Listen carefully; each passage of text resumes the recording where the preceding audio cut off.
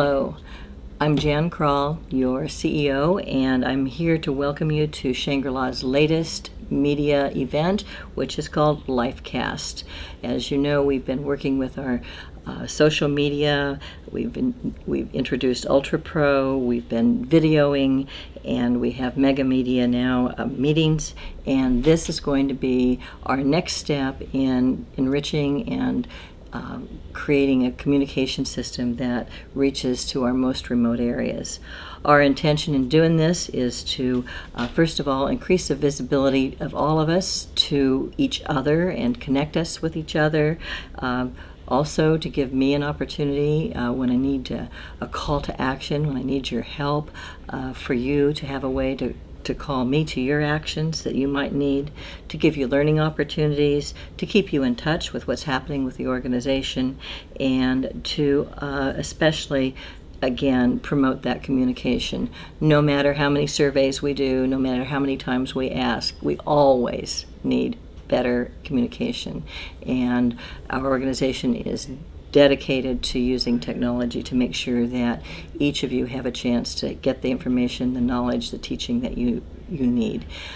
We expect to be offering these kinds of events on a pretty regular basis as need to know comes up. They won't always necessarily be just me. I'm looking forward to having consumers. I'm looking forward to having staff members, people from other parts of our system, all participate as the appropriate and relevant information becomes something that makes a difference in our lives. So you have a chance to look forward to that. You'll be getting information at the end of this about how to stay connected with this particular program, also how to send your own stories and information in, and how to ask questions. So I'm not going to go into that. We also want to encourage you to remember that we have a wonderful blog. Many of you are superstars on our blog, and we'd like to have you be showing yourself to each other and passing that along to your friends.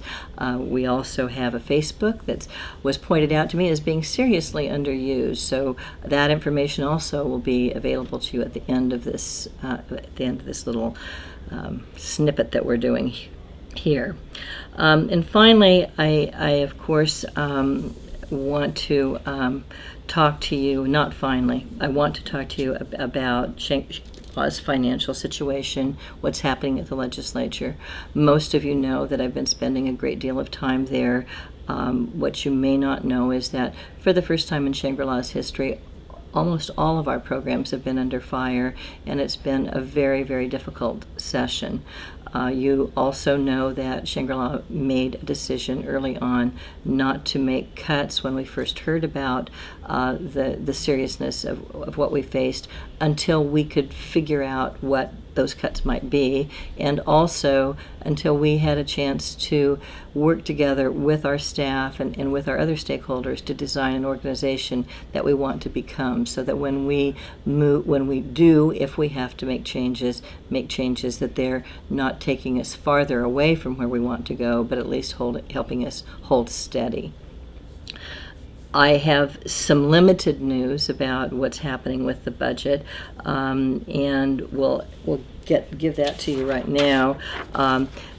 As many of you know, the Alternatives to Employment program was at risk. All of those services were going to go away, and right now that's been restored at 90%, which is $7.5 million of general funds across the state. That means that we will be able to continue in some format. The downside, which there always seems to be with budgets, is that there's still a 4% cut planned definitely for DD residential services.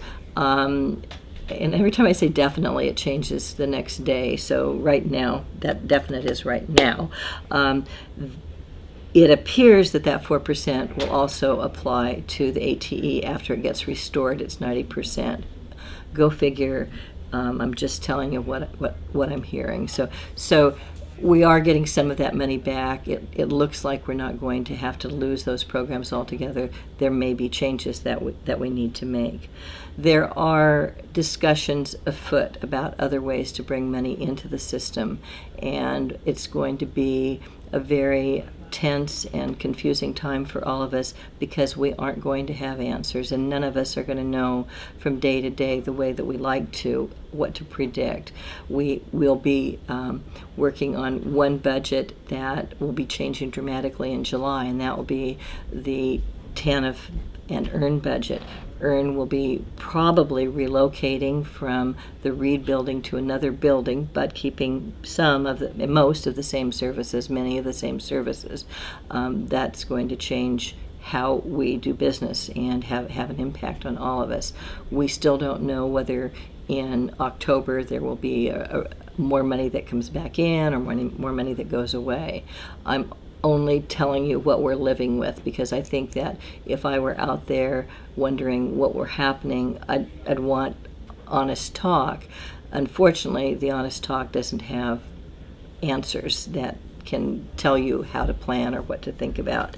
We have not yet heard what's happening with mental health funding. We've heard rumors all the way from zero cuts to 19%. Efforts to be sure what those cuts would be, or if they are happening, have not proven to be fruitful. Our Connections program appears to be doing well. We're still in negotiation with the Department of Corrections. The SHAP program is a purely funded a federal program, and to date we haven't heard of any cuts there. Good/bad. I mean, I guess when we started out, it was all bad. All of your work has made a phenomenal difference. The difference that we see today is that you and our consumers are telling their legislators what they want. I'm not the one, I'm not the voice, you are. And so keep up your good work of just telling the story. Don't feel that you must go to everybody, just go to your own legislator. If you've been there a couple of times, just drop them a line and say, I know you're still thinking about me. But they're in the process of making final decisions right now for the next few months. The legislature will come back together in February, and decisions will be made then, depending upon revenue projections and all kinds of governmental things. There are negotiations that are happening at the federal level that we don't even know about, or if we do, we don't know what it means. So I guess this is a pretty enigmatic report, but I'm believing that we're all part of the same family, and so it's important for you to hear the world that we're living in right now. Your leadership is working very hard to plan a series of budgets that actually look out over the next 5 years. And when I say budget, I really don't think I mean budget. I think I mean plans, a way of looking at how the organization will be evolving over the next 5 years, because we will be here in the next 5 years. And so as we evolve, things will look different and change. So have confidence that we are, just because you didn't hear about a cut or somebody losing their job, it isn't like we've just buried our heads in the sand and are pretending like this isn't happening. We are taking a different approach than some other organizations, and so that may be disconcerting to some of you. If you have questions about that, you'll get information at the end of this presentation so that you can call me up, or you can send them in and have them answered at the next thing that we do. Next one of these life casts. On to happier news and happier information.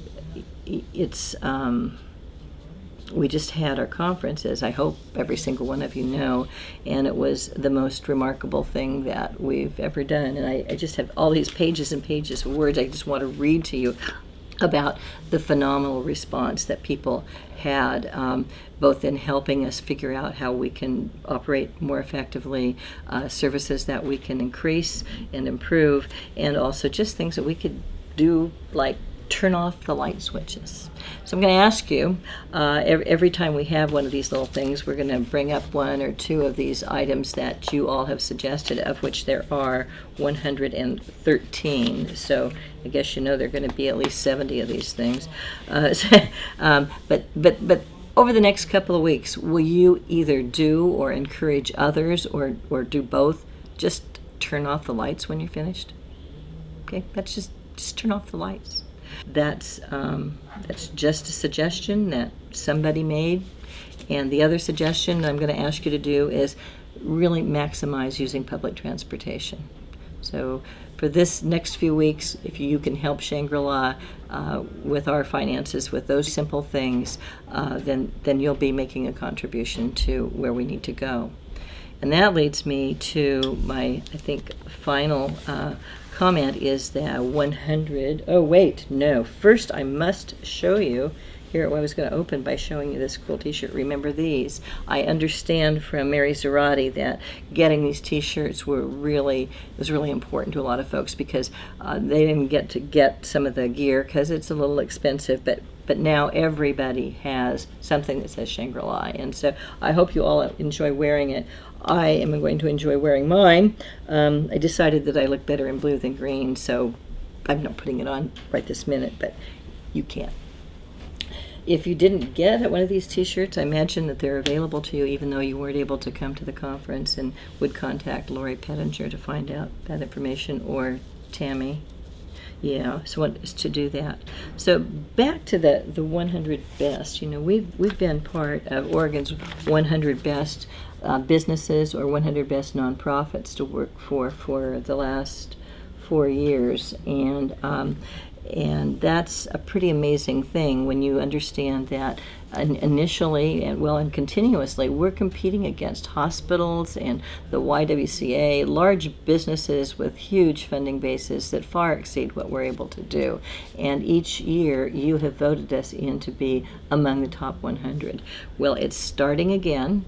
And so I just want to show you that it's time to get going on that. I'm hoping that all of the employees from every department and location will voice their opinions in the survey. We use this information in our planning as well. So as this planning group is coming together, we're looking at what you said about us. And there's some things that we can improve and some things that we might not be able to, but we're getting to a point where we're going to be able to start to see a trend now and be able to make some decisions using this information. I think that's the main thing that I want to say to you. I feel like I could just send these lists of all these wonderful words. You know, I'll close by telling you that the word that most people used to describe Shangri-La in one of our exercises was love, and the second word was caring.